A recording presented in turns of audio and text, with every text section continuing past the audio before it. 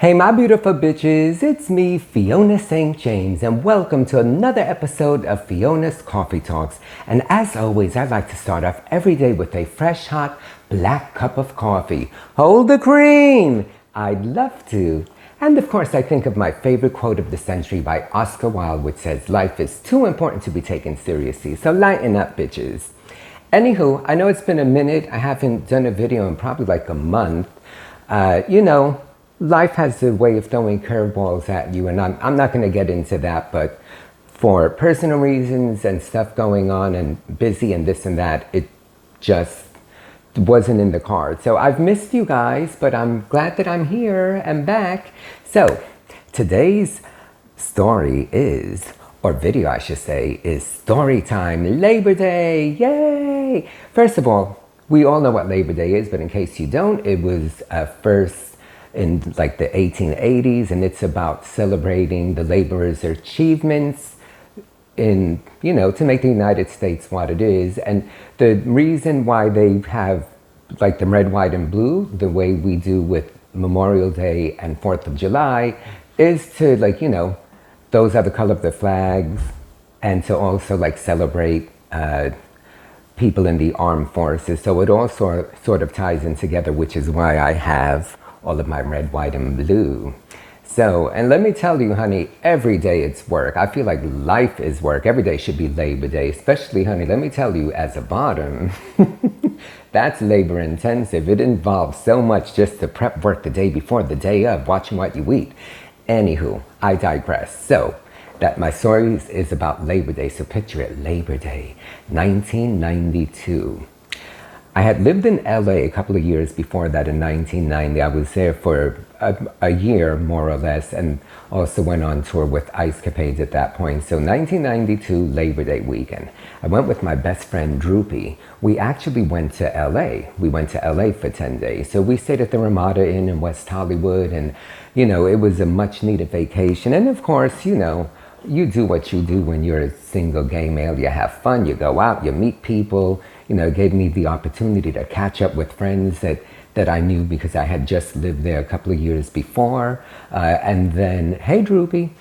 And then my other best friend, James, Miss Fierce, hey Lulu Bell, she just so happened was going to be in Palm Springs that Labor Day weekend. And I had already been in LA for about a week. So he was with a mutual friend of ours, Alan. Hey Alan.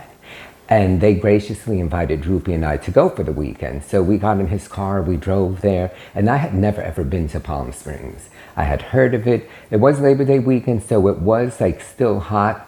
It's always hot there, but remember the temperature was probably like close to 100, but it wasn't like the 120 or that they sometimes can get.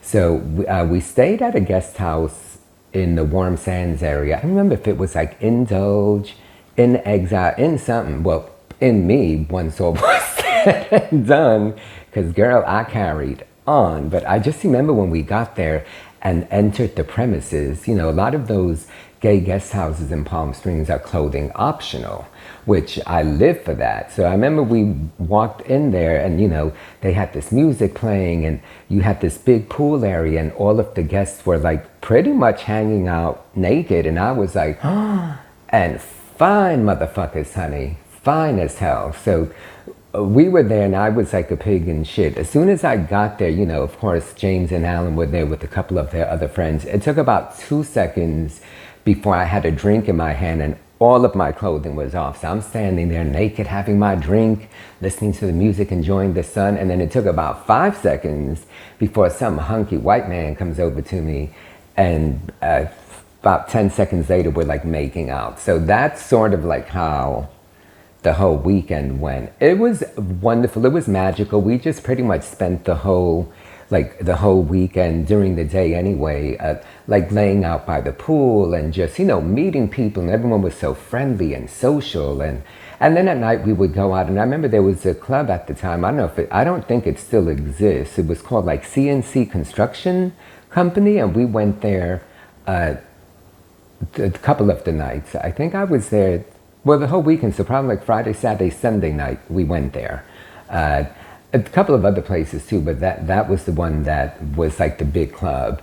And of course, I had that much more fun. So it was a fun weekend. And there was no bottom issues there because when I'm in the sun and drinking and laying out and carrying on, I think I went the entire weekend without eating any food. I think I finally ate Monday. So, I didn't have to worry about shit, literally and figuratively speaking. So it was just a wonderful time, and it was great to see my friend James, and great to be there with Droopy and see our friend Alan.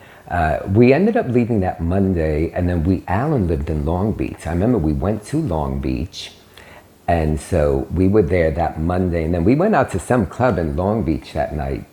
Maybe not that night, but I think it was what's that night? That Monday night we went out, wherever we went. I can't even tell you the name of it, but what I can tell you is I remember I met another hunky man and ended up in Anaheim.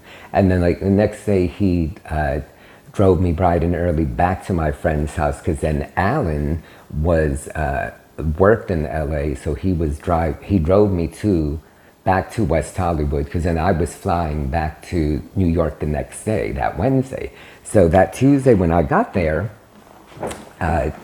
Droopy had left already, so I wasn't going to be staying at the Ramada Inn, but I stayed at this fierce little sleazy motel called the Holloway Motel, which is right on Santa Monica Boulevard, right next to, there's an IHOP there. Actually, when I wrote my memoirs 5-6 years ago, which you can read the story in my memoirs, The Life and Crimes of Fiona St. James, that summer I went to West Hollywood, and I stayed there for 4 weeks, and I stayed at that same Holloway Motel because I wanted to be in the center of it all. But anyway, so I got there that Tuesday. He dropped me off, and I of course checked in. And usually, when I guess the way they do it is when you check in, you pay. But the two owners were there. The owners at the time, I don't know if they probably don't own it anymore, but they were hot as fuck. Now you got to understand, in 1992 I was 27. I mean, I'm 56 now, so 29 years ago when I was 27, I looked like a mere fetus. So these men liked what they saw, and they were like, oh, you could pay us when you leave. And I'm thinking to myself, I know where this is going. So I was in my room all of not even 15 minutes. I had enough time to sort of get settled in, and there was an obvious attraction there. So it took about that long before they were knocking on my door. And honey, I've always said 2 hoes, no waiting. So I had this amazing 3-way with them. Now, then the next day when I was leaving, of course they were like, don't worry about the room, it's on us. Which I'm thinking to myself, well, yeah, bitch, it should be. Because shit, I didn't charge your ass to be with me. So the least you can do is not charge me for the hotel room. So even getting back to LA, and for that one day, it was just wonderful, and I had a lot of fun. I was gone for a total of 10 days between everything. And it was my first time that I experienced Palm Springs, and I absolutely loved it. Obviously, I've been back a ton of times since, including 10 years ago or so, I lived there for a year or so. And, my 2 hot spots that I tend to go to all the time, well, pre-pandemic anyway, have been Palm Springs and Fort Lauderdale. I do well there because, in terms of I have friends there, and there's an abundance of men that find me attractive and vice versa. And also with my massage business, those are 2 places that when I go, I have steady clients there as well. So I do really well there, So why not? I get to work and play. Haven't been in a while, but I am scheduled to go back to Palm Springs for this coming Thanksgiving. So cross our fingers, because I've had to cancel a couple of trips as of late because of everything going on. So anywho, that was my Labor Day, my favorite Labor Day. I've had a lot of Labor Day stories and lots of fun ones, but that one just stuck out in my mind, and I was like, that's the one I want to tell. So anywho, hope it wasn't too scandalous, but those of you who follow me, I'm very open and honest about what I do, and most importantly, open and honest about embracing my libido. And why not, honey? So long as I look okay still, and I can be active, although obviously as of late not so much, but she will be back in the saddle soon enough. So, all right, guys, that's my story. I'm sticking to it. Thank you so much for being here with me. I'm so glad to be back. I will have my next video next week, and then at the very least, I will go back to doing every other week. I'm going to make an attempt to go back to every week. I know this summer I was doing every other week. This month I was off, I said, but you know, we'll discuss that another time. All right, guys, thanks so much for being here. If you like what I have to say, give me a thumbs up. If you haven't subscribed, please do.